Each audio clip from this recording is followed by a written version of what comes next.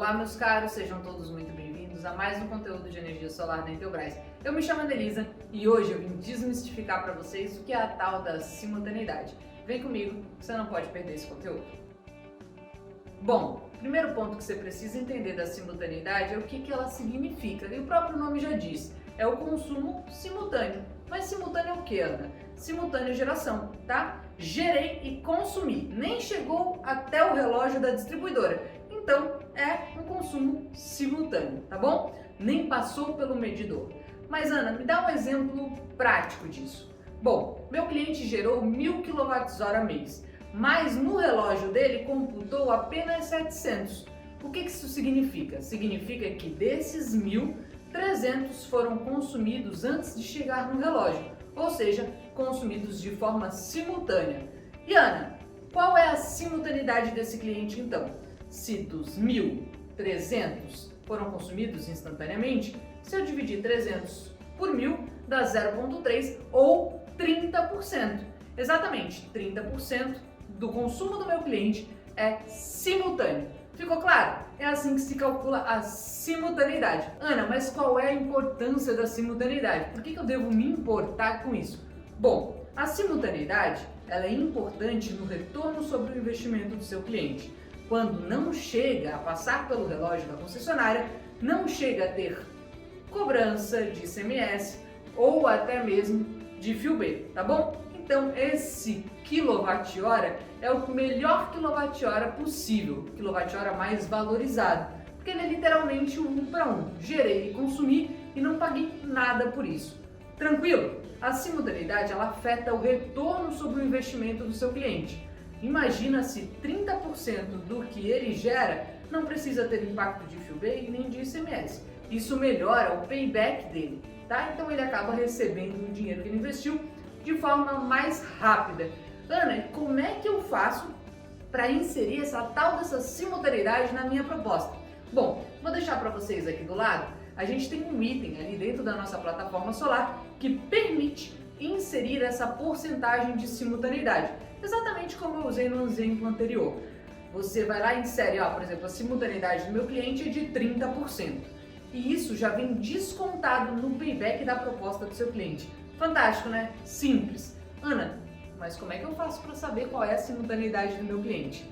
Bom, existem alguns fatores, tá? E existem algumas possibilidades. A primeira dela é a estimativa. Você pode usar números estimados, como por exemplo, o padrão para residências no Brasil é em torno de 25 a 30% de simultaneidade. O padrão para comércio no Brasil em torno de 50% de simultaneidade. Ana, mas eu sou precisa com isso? Não. Nesse modo você está estimando, então você está fazendo uma estimativa para o seu cliente. Quer ser mais preciso? Você tem algumas alternativas. Medição indireta. Como é que funciona? Você pede para o seu cliente acompanhar um dia do consumo dele. Pela manhã, assim que amanhece, faz uma leitura do relógio. À tarde, quando ele chega, logo que anoiteceu, outra leitura do relógio. E no próximo dia, pela manhã, ele lê novamente. Com isso, você tem uma medição de 24 horas do dia do seu cliente, sabendo o total de consumo diário e o total de consumo ao longo do dia, no período de sol, tá bom? Bom, com isso você consegue fazer aí a sua medição. Divide o valor do consumo no sol pelo total e você tem a porcentagem de simultaneidade desse dia. É uma medição precisa? Não.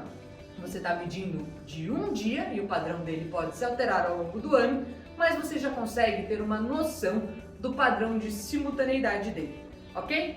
Como é que eu faço para ter uma medição mais precisa? Medição direta. Você pode inserir um medidor e analisar ao longo de um dia, 2 dias, uma semana, um mês, um ano, quanto mais tempo, mais preciso. Mas a gente sabe que não é factível, né? Então, um dia de medição já serve para demonstrar um padrão de consumo de simultaneidade desse cliente. Lembrando que é muito interessante utilizar um dia mais comum do dia a dia dele. Não vai pegar um dia de final de semana ou um dia que ele está viajando, ok?